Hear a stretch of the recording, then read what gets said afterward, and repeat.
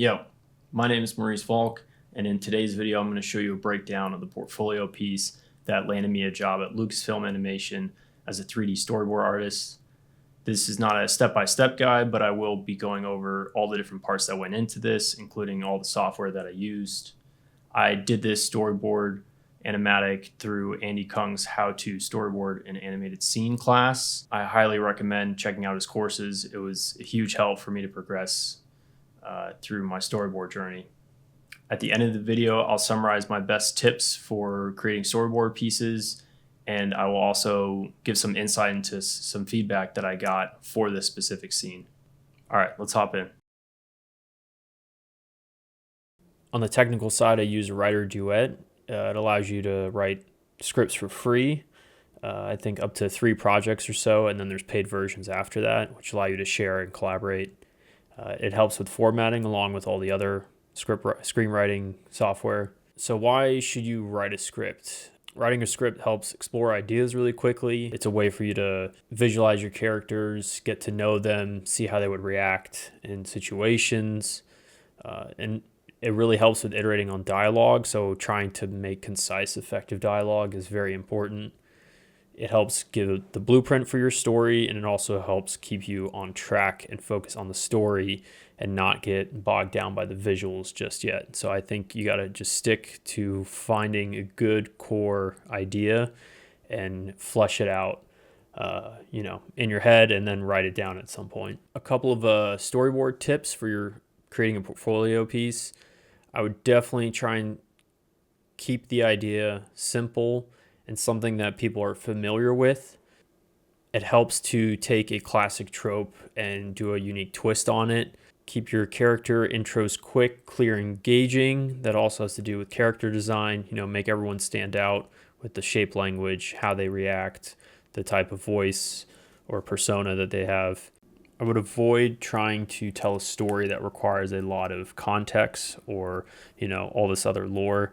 I did that with my first portfolio piece, and it just creates a lot of, issues with how you're trying to tell the story, what the audience might need to know.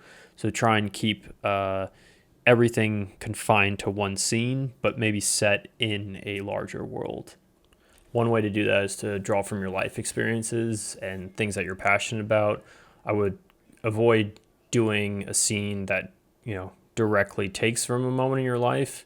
Maybe somehow take that scene or that experience and make it more universal. That will help, engage audiences and be able to relate to your scene more. And of course, always try to use reference and to find sources of inspiration from other movies, TV shows, things that fall into the same genre or mood that you're trying to achieve in your scene. For Annie's class specifically, it's typically a 1 to 2 minute scene with 2 to 3 characters and the conflict between those characters. The original idea for my scene was an old-timer detective and his rookie partner stake out a drug deal, but they disagree on what their next move is, whether, to bust them, get evidence, etc. The core idea is an experienced person thinking that nothing can change, and then a young person wanting to come in and think that they can actually change things. Another aspect is the director parameters, which is a great way to do more research and basically come up with a film language, a way for you to decide how you want to shoot things, what the kind of style is aesthetically with the shot designs. Again, inspiration reference. For me, it was like Zootopia. I really like the guard dogs in one of the scenes where they start howling. Blues Brothers, The Accountant, True Detective, lots of buddy cop dramas. Lastly, it's not a bad idea to actually have a couple of quick character designs that you can use to visualize in your head while you are writing the script. Here is the actual script. Again, you can see the formatting is all done with Writer Duet. It all indents for you when you want to write dialogue, when you want to write a scene description, establish a setting, which is great. Here you can see some director parameters I put at the bottom of the script. So the POV of the scene, a couple ideas for cameras. I also added a few images for reference as well. This shot is from The Accountant. I really like the setting of that scene and the kind of daytime rain that I wanted to add in the final shot.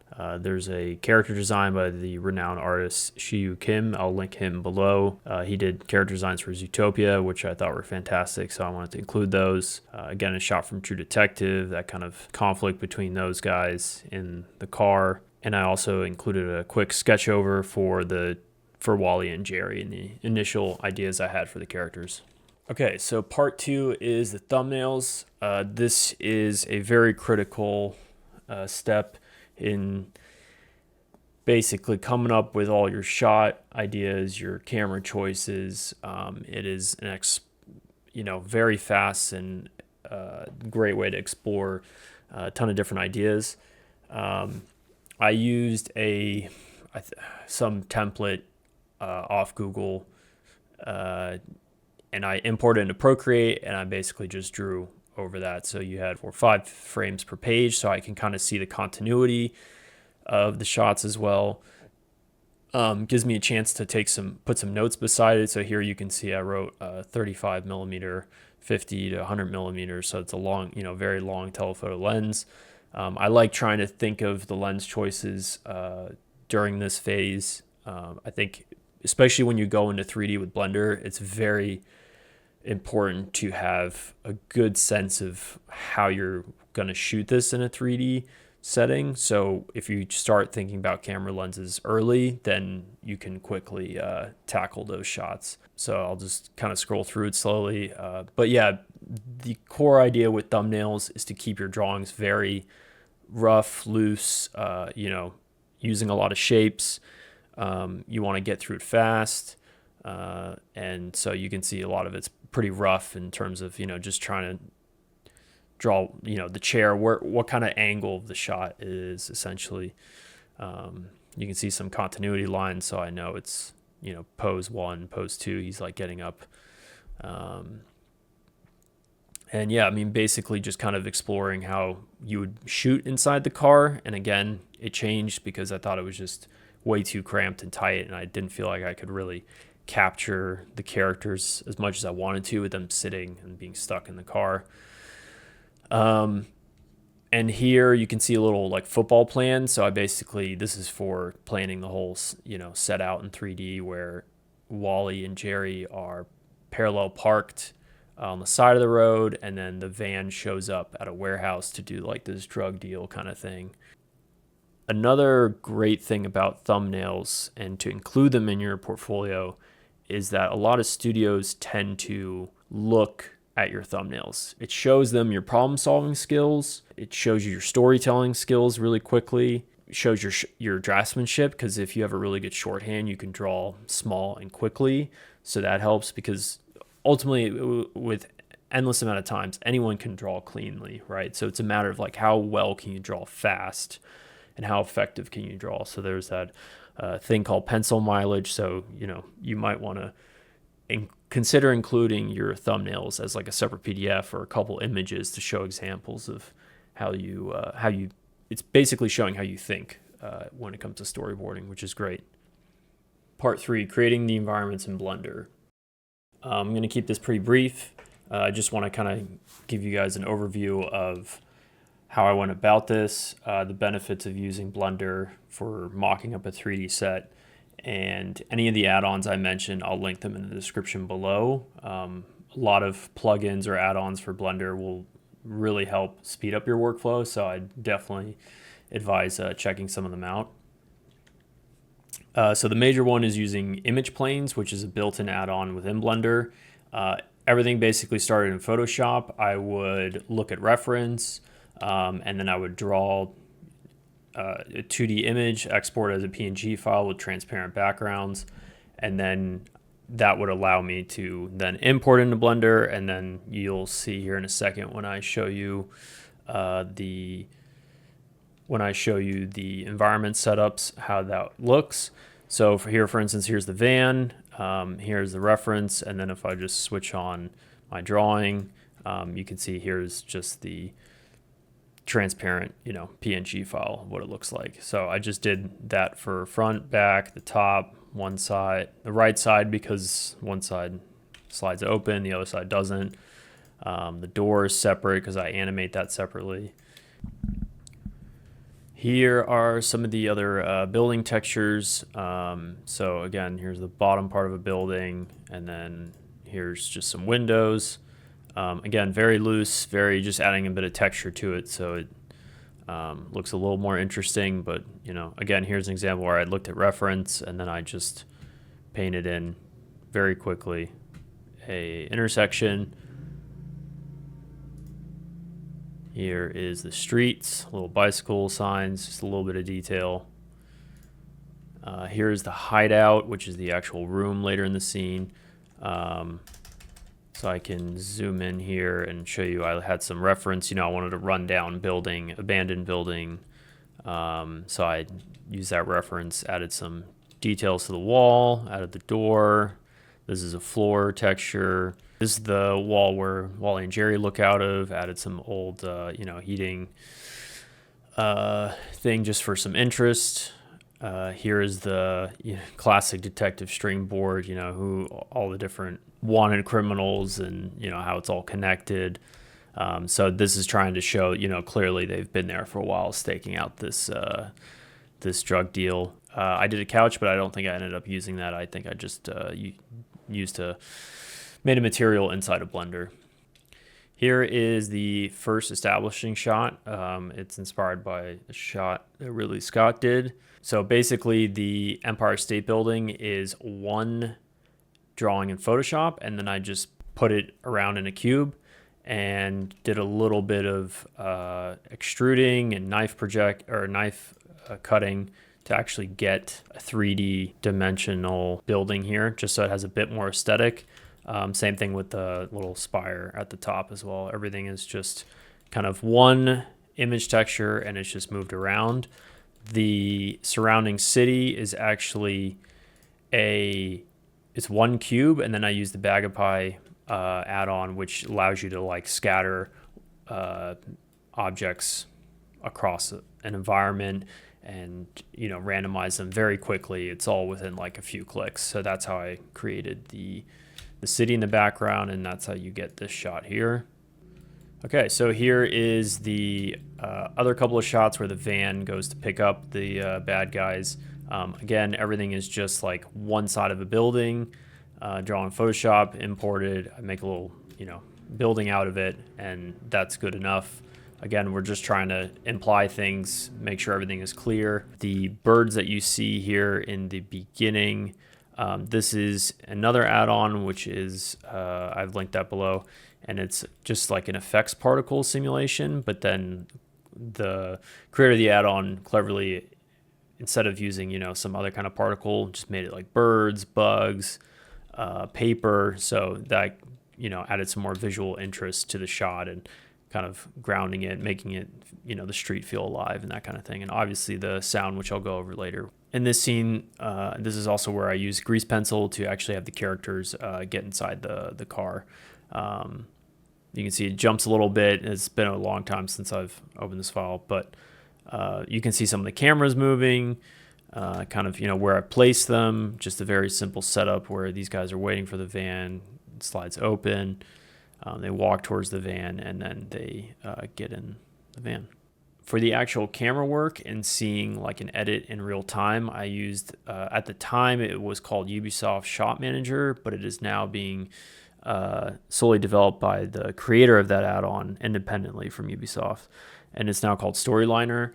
It's not set up in this old file, but I will save that for another video where I can, you know, give a brief overview of how the actual tool works, how you can see your different cameras, how you can use storyboarding tools within that add-on. It's got a lot of sweet features, and it's all within one scene and one timeline, so it's great. For the bridge shots, I just used some cubes, array modifier to get all these, you know, poles and the suspension together. The background is just a render still from the scene with the Empire State Building and the surrounding city. The water is a very simple shader setup. And then here again, I have the birds flying across the bridge, some more visual noise and interest. And then last, the background for when the camera sees the van going into a different district is, what I would interpret would be a set extension or a matte painting. So I kind of just threw this together, and then at some point the camera aligns. See how the bridge doesn't align with the road in the background, but at some point I think it swerves like this, and then to the point where it kind of works in perspective for that shot. So again, I didn't feel like building out a whole city or a industrial place, but it was just, a clear image of the background where the van is heading. And then we cut over to the van arriving at the warehouse. This is the last Blender environment that I set up. It includes kind of the exterior where the drug deal happens. So you get, the audience gets an understanding of what we're looking at. And then floating up here to mimic the height of a building, I actually built out the room with the images I showed you earlier. So you can kind of get a glimpse into the actual room, and then I can of course fly into it and we can explore shots and things like that. So this was very helpful because again, all I did was set it up once, and that takes time on the front end of a project. However, on the back end, you do not have to redraw any backgrounds. You don't have to do perspective. It's all there. You can see, like, I did a little table, added some cans, some trash, bullets, smoke, the pizza box. Here's the couch. I did a little simple cloth simulation just to add, again, a little bit of detail, just enough to give it interest. There's some lights here. Of course, I have a sun going into the room, which I kind of like how the light is casting the actual Photoshop wall here that I drew. So again, and each image texture shows the same texture on each side of the plane, which you can basically think of as, cards, essentially. That's all it is. And then this pipe, I believe, is from also the Bagapie add-on that I mentioned before, and you just draw how you, like, where you want the pipe to live and how you want it to traverse across other objects, which is very, very cool. And the other buildings are, again, very low detail, just in the background, very limited modeling here and some reflection textures for interest, and yeah, trying to keep it, industrial looking, and some chimneys. All the other cars are just cubes that I just, modified, and yeah. Okay, here is the last environment, which is when, in the last shot, the oneer where Jerry comes out of the apartment block over here, and then he has a shootout with the people across. I basically copied over the other environment, but then I added this kind of, Brooklyn, in New York apartment style row of houses, and added some extra cars here, and yeah, just kind of plussed it up with a few things. And you can kind of see the actual Jerry running through the street, shooting, firing, getting up to the car. Here, I think he gets a little closer. The bad guys are in the background, and you can see the car tire gets shot and falls down. He's reloading, and then there's that orbiting shot. And then Wally shows up and picks him up. So you can kind of see that all play out. The rain is geometry nodes and just a simple plane. I'll link the tutorial on where I learned. I think it's default cube. He did another example, and I basically just took his geometry node setup and then did a few changes to it and yeah, it kind of just gives the effect of 2D rain, which is kind of cool. Yeah, that kind of covers this environment. Unfortunately, the camera was hand animated, but I don't seem to be able to see the actual animation. I think that's, again, because the Ubisoft add-on isn't working right now. But all the camera shake is using Camera Shakeify, which is another plugin, but it, like, within one click you can add some real camera shake to it, which is very cool. So I'll show you how to use that perhaps in another video. But again, this was all one shot, so the camera just follows Jerry and has the shootout, and yeah. Okay, the fun part, shooting and drawing. This is the storyboard phase. I'm going to show you a brief overview of Storyliner, which is the tool I used. It was previously called Ubisoft Shot Manager.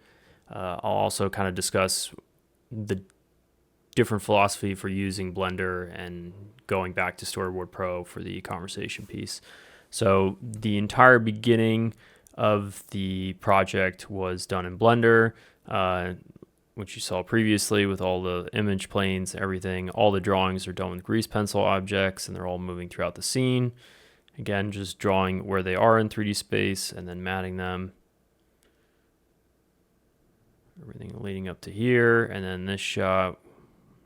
A lot of this stuff I would not do. I've learned a lot over the last couple of years, so I could redo this entire scene. But one important thing to try and do though is keep a lot of your camera moves pretty simple, keep them meaningful, and have them motivated. Those are generally good rules in terms of trying to utilize the camera effectively. I wanted to use Blender for this because I wanted to get some parallax and the movement of the characters throughout the room, and also at this point I quickly realized that this would be a huge endeavor to do all of this in Blender. It's definitely a little bit more time consuming, making sure your characters are where they're supposed to be. So that's one thing to take into account. And then right when we get Jerry's point of view, we are now only in Storyboard Pro. And then throughout the rest of the dialogue scene, here you can see I just draw in some background indications, and then the rest are just screen, basically renders. Like I'll set up a camera and render a still image, or they're just screenshots of the actual in the room. For instance, this is like I put a camera in place and then put a pretty long telephoto lens on, because you can see that the perspective is kind of squashed. So this is one where I, rendered out a still image and then imported in Storyboard Pro and then drew all the acting over top of that. When you're doing your first scene, I would recommend creating an environment in Blender and then taking screenshots of that environment and putting them into Storyboard Pro. This way you'll learn Blender at a slightly slower and more manageable pace in terms of modeling and navigating and all the UI stuff. Then later on start to learn grease pencil and how you actually can effectively move characters and timing and animating and all that kind of stuff. And then all the way up until the point where Jerry comes right through the door. So we're back in Blender in that last environment that I showed you, and then this is the oneer. Okay, here's the actual Blender file. This will show a few of the cameras basically from when we first introduced Wally to Jerry picking up the binoculars and looking out the window. This essentially I can scrub through here and you can see the edit and all the different cameras and the acting, and you can see below all the keyframes.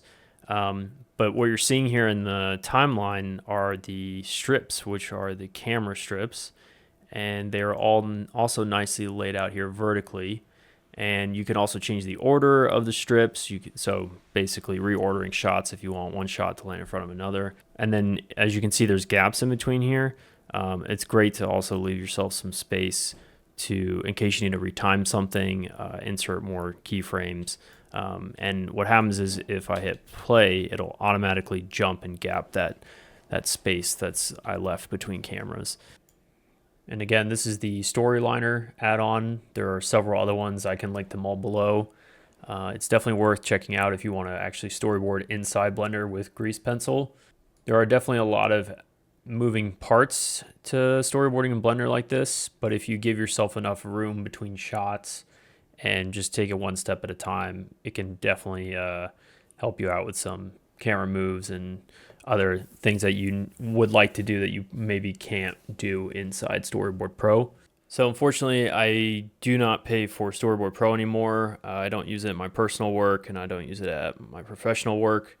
So I can't open the file and show you guys the actual working file where I did all the Storyboard Pro work and how I imported the background images from Blender, but I can just scrub through a work in progress PDF export I had, so you kind of get a sense of how many panels I had and for the Storyboard Pro part. And again, all of the Blender backgrounds are just on their own layer, and above the background layer is the character drawings and their respective layers.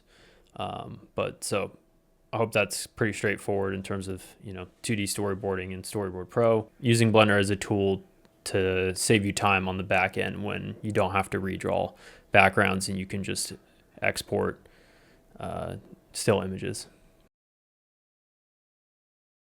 Okay, part 5, the edit. First, I'd like to address the idea of actually doing an edit for your storyboard portfolio.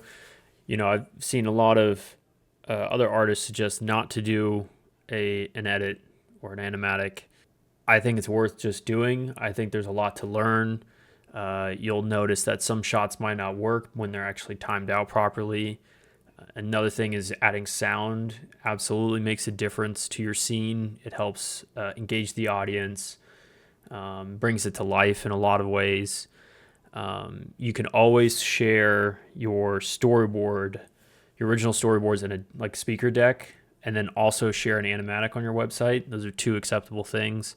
I always like to think about a recruiter having to go through 100 different portfolios in one day and having to just click with their mouse on the speaker deck slides just to click through each single panel. And instead you could present them with an animatic that takes 1 click, or they could scrub through and, see the thing that they want to see. I've only gotten positive feedback from doing animatics. A couple of studios I interviewed for, they all said, it's great that you're editing as well. You're learning that skill set. So I think it's worth going the extra mile and putting an entire edit together. It's not too complicated. You want to try and keep it as simple as possible. All you need is the one video channel that you can just clip all of your shots together. These are all just exported straight from Blender. I added a bit of ambiance and the soundtrack, and you can, in Premiere, it's great because you can just immediately record your dialogue. Similar in Storyboard Pro, you can just record yourself over the video, add that in there. Unfortunately, I lost the original Storyboard Pro export, but you can imagine all of that is there. As far as sound design goes, I would stick to keeping it very simple. Use a few audio cues for any given shot. You don't need to layer, 10 different sound effects into the scene. So some of this is from when Jerry shuts the door, Jerry crumpling the, sandwich wrapper, throwing it at the trash can, running down the stairs. It's actually a lot of fun to record audio. I used a sound recording device, which I'll link in the description. And for other things, I would just go on YouTube and you can find sound effects. And because this is all for educational purposes, you can use whatever you want. And I just link it down below in the description, and basically recorded it with OBS and then imported it back into Premiere. For this last shot, I really wanted to liven it up and took a bit more time to add in the gunshots and really play up the sound effects and the dynamics of the scene, and with the rain and everything, and the soundtrack as well, which was from Inception by Hans Zimmer. So I definitely think it's worth it. It's a great exercise. It does take a little bit more time, but it is totally worth doing. And it's great. I mean, for social media, to throw it up on LinkedIn, you get an Instagram reel.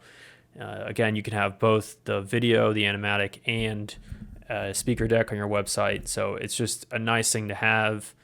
Great for promoting yourself on social media. And yeah, it's, don't make it too complicated. Just get it done. A few takes recording sound effects.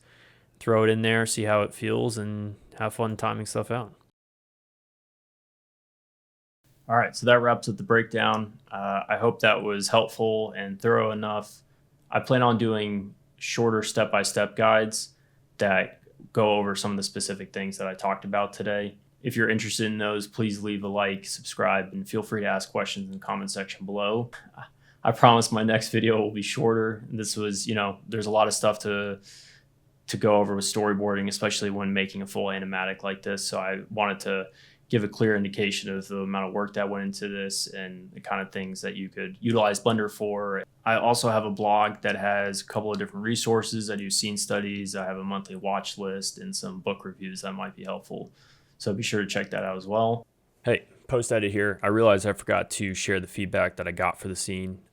The first one was people thought that Wally was the main character because I first introduced Wally. So when Jerry was fooling around in the apartment, there was an opportunity to show Wally's POV as well. So you could kind of do a montage of cutting back to Wally sneaking around and taking pictures of the drug deal and Jerry fooling around. And then in the Wonder shot, there was opportunities to show Jerry shooting at the bad guys and then the bad guys actually getting hit. So you were understanding the context of the scene and what, might be happening. It also would have given us an opportunity to show Wally stealing the van and actually, telling that complete story of him coming around and showing to pick up Jerry. That would have shown a much more constructive and full story showing all the context of the different characters. So just to recap, keep your stories and your scenes simple and allow your characters to help build depth in your scene. It's best that you tell a complete story and not like a short exercise. Studios want to see that you can actually tell a complete beginning, middle, and end in a scene. Write a script to organize your thoughts. Thumbnails help explore shot ideas and to help build that visual language for your scene. I say this to a lot of people, but definitely learn Blender. Blender is a huge tool that can really help elevate your storyboards. It can be a massive resource and a time saver, especially on the back end, so you don't have to redraw environments if you want to change a shot around. If you build the whole set out, you can, easily throw a camera in there, figure out what is the right angle, discover new things that you might not have visualized in your head. So it's definitely a great tool to learn. On top of that, it also shows your willingness to learn new software, which is a huge thing. And, you're just broadening your skill set overall, which I think is great. And lastly, I think it's worthwhile making an animatic. Again, you can put your animatic beside your speaker deck slides. So recruiters have both options and whatever preference they have. I think there's a lot of value in creating an animatic, whether it's, mixing and timing your panels out. It all goes into the heart of filmmaking, and editing is a massive part that plays into that. Thanks again for checking out this video, and best of luck on your next scene.